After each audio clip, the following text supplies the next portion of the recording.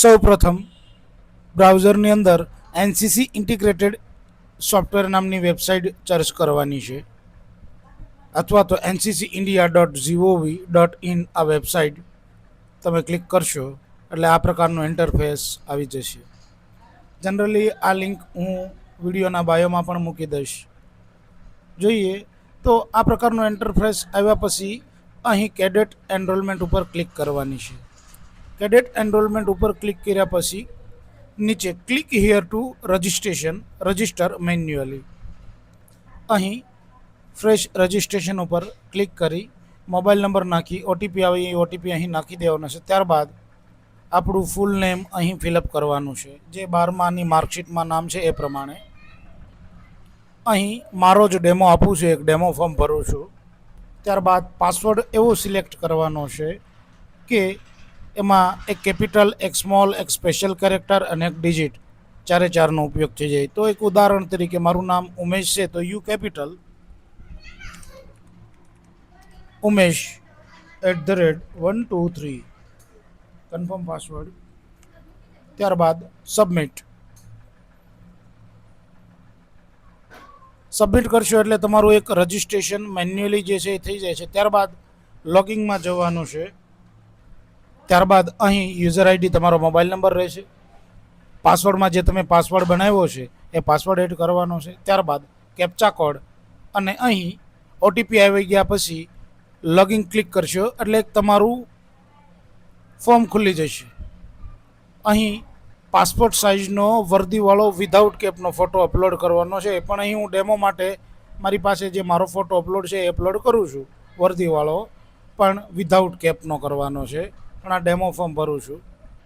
આ પ્રકારનું form login થઈ જાય એટલે આ પ્રકારની બધી કોમન ડિટેલ માહિતી છે જે ભરવાની છે. Full name, gender, mobile number and date of birth એ બાય ડિફોલ્ટ આવી જશે. ત્યારબાદ અહીં આધાર કાર્ડ નંબર, અહીં ઈમેલ આઈડી, અહીં father name, mother name, religion Hindu, nationality Indian. ત્યારબાદ નેક્સ્ટ એજ્યુકેશનલ ઇન્ફોર્મેશન, અહીં રેગ્યુલર. ત્યારબાદ અહીં ઇન્સ્ટિટ્યૂટ ટાઈપની અંદર કોલેજ કે સ્કૂલ જે લાગુ પડતું હોય એ સિલેક્ટ કરવાનું છે.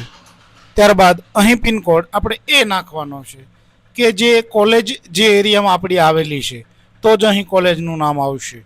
તો આપણી કોલેજ જ્યાં આવેલી છે ત્યાંનો પિનકોડ. ત્યારબાદ સ્ટડી ઇન ફર્સ્ટ સેમ. ત્યારબાદ અહીં સિલેક્ટ કરશો એટલે ઓટોમેટિક અહીં કોલેજનું નામ આવી જશે. ત્યારબાદ અહીં તમારા એનો અથવા તો સિટીઓનું નામ જે આઈડી હોય એ અહીં સિલેક્ટ કરી લેવાની છે. ત્યારબાદ જે વિંગ હોય એમાં army wing, father education, mother education, father occupation એટલે કે ફાધરનો બિઝનેસ જે લાગુ પડતો હોય, પણ મેં ઉદાહરણ તરીકે અહીં ફાર્મિંગ લખેલું છે. મધર ઓક્યુપેશન, જો મધરનો બિઝનેસ હોય અથવા તો નોકરી કરતા હોય તો અહીં લખવું, નહીંતર હાઉસવાઈફ. ત્યારબાદ યુનિટ, ગ્રુપ હેડક્વાર્ટર અને ડીટી ઓટોમેટિકલી ડિફોલ્ટ આવી જશે જેવો તમે કોલેજ સિલેક્ટ કરશો એટલે. ત્યારબાદ એડ્રેસ ઇન્ફોર્મેશન, હાઉસ નંબર. ઉદાહરણ તરીકે મેં અહીં એડ્રેસ ફિલઅપ કરી દીધું છે, બધું કોમન છે. બિલ્ડિંગ નેમ, પિનકોડ, લોકાલિટી અહીં આ તમે સિલેક્ટ કરશો એટલે તમારા ગામનું નામ જે પિનકોડ નાખશો તમારા એડ્રેસનો એટલે ઓટોમેટિક આવી જશે. City Bhavnagar, state Gujarat, NRS એટલે કે નિયર બાય રેલવે સ્ટેશન, તમારા નજીકનું રેલવે સ્ટેશન. ત્યારબાદ અહીં અર્બન અથવા તો રૂરલ, શહેર અથવા તો ગામડું જે લાગુ પડતું હોય અહીં સિલેક્ટ કરી લેવાનું છે. ત્યારબાદ નીચે સ્ક્રોલ કરશો એટલે મેડિકલ ઇન્ફોર્મેશન આવશે. પહેલું ઓપ્શન છે આઈડેન્ટિફિકેશન માર્ક. તો આપણા શરીર ઉપર ડાબા હાથે, જમણા હાથે, ફેસ ઉપર, પગ ઉપર, પીઠ પર કોઈ પણ જગ્યાએ તલ હોય, લાખું હોય, કોઈ પણ પ્રકારનું નિશાન હોય તો લખી નાખવાનું. મારા લેફ્ટ હેન્ડ ઉપર એક તલનું નિશાન છે એટલે અહીં લખું છું લેફ્ટ હેન્ડ માર્ક.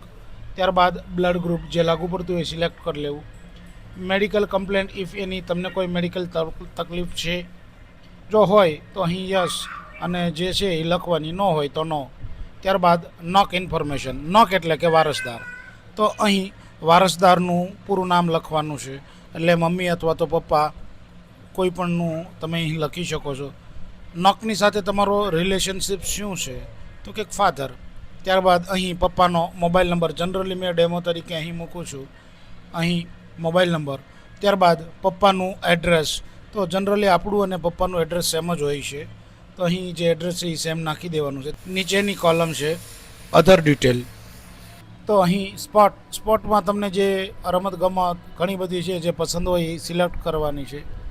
ત્યારબાદ કો કરિક્યુલર એક્ટિવિટી એટલે કે સહ અભ્યાસની પ્રવૃત્તિ, જો અભ્યાસ સાથે તમે કોઈ બીજી પ્રવૃત્તિ કરતા હોય તો અહીં લખવું અથવા તો નો. ત્યારબાદ primary motivation to join NCC, તો અહીં ડિસિપ્લિન એન્ડ લીડરશિપ કોઈ પણ તમે લખી શકો, ટીમવર્ક કોઈ પણ લખી શકો છો. ત્યારબાદ અહીં next skill that you would you like to develop in NCC, એમાં તમે શું વિકસાવવા માગો છો, તો લીડરશિપ, ડિસિપ્લિન, ટીમવર્ક. ત્યારબાદ ફાધર એન્યુઅલ ઇન્કમ, ત્યારબાદ મધર એન્યુઅલ ઇન્કમ, જો મધર જોબ નોકરી કરતા હોય, જો આવતી હોય, લાગુ પડતી હોય તો લખવી. ત્યારબાદ નેક્સ્ટ તમારી ઉપર ક્રિમિનલ કોર્ટ કેસ થયા છે, જો થયા હોય તો યસ, નહીંતર નો. ત્યારબાદ willingness to under military training લેવાની તમારી તૈયારી છે, તો કે yes. Willingness to service in NCC, એનસીસીમાં સેવા આપવા માગો છો, તો કે yes. Previous apply for enrolment, આની પહેલાં ક્યારેય તમે એનસીસીમાં એનરોલમેન્ટ કરેલું છે, દાખલા તરીકે જેડી અથવા તો જેડબલ્યુમાં, જો કર્યું હોય તો યસ, નહીંતર નો. ત્યારબાદ ડિસમિસ ફ્રોમ એનસીસી, તમને ક્યારેય એનસીસીમાંથી ડિસમિસ કરેલા છે, તો કે નો, જો કરેલા હોય તો યસ. ત્યારબાદ અહીં વેજીટેરિયન અથવા તો નોન વેજીટેરિયન, જે લાગુ પડતું હોય અહીં સિલેક્ટ કરી લેવાનું છે. ત્યારબાદ નીચે સ્ક્રોલ કરશો, ત્યારબાદ બેંક ડિટેલ, તો જનરલી અહીં બેંક ડિટેલ, બેંક નંબર નાખવાના છે. જનરલી હું અહીં 1 થી 9 નાખી દઉં છું, તમારે જે બેંકનો એકાઉન્ટ નંબર હોય અહીં નાખવાનો છે. ત્યારબાદ એજ બેંકનો આઈએફસી કોડ, જેવો તમે અહીં આઈએફસી કોડ અને તમારો બેંક એકાઉન્ટ નંબર નાખશો અને ડ્રેસ અલાઉન્સ લેવા માગો છો, જો મળવા પાત્ર છે તો અહીં યસ ક્લિક કરશો એટલે અહીં ઓટોમેટિકલી તમારું નામ આવી જશે. આઈએફસી કોડ SBIN006, જેને જે લાગુ પડતો હોય નહીં નાખી દેવાનો. ત્યારબાદ લાસ્ટમાં અહીં આપણને જે ઓનલાઈન એનરોલમેન્ટનું ફોર્મ છે, જે આપણે કેડેટને ભરવા માટે આપેલું છે, તે અહીં ક્લિક કરી અને સિલેક્ટ કરી લેવાનું છે. પીડીએફમાં અપલોડ કરવાનું છે, આ ફોર્મ અહીં અપલોડ કરી દેવાનું છે.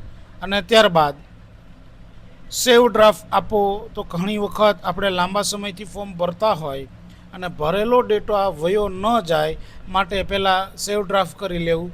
સેવ એટલે ડેટા આપણે જે કોઈ નાખેલો છે એ સેવ થઈ જાય. ત્યારબાદ અહીં સબમિશન ઉપર ક્લિક કરી દેવાની છે, એટલે તમારું એનસીસીનું ફોર્મ ભરાઈ જશે. બસ આટલી સિમ્પલ પ્રોસેસ છે. થેન્ક યુ મિત્રો, જય હિન્દ.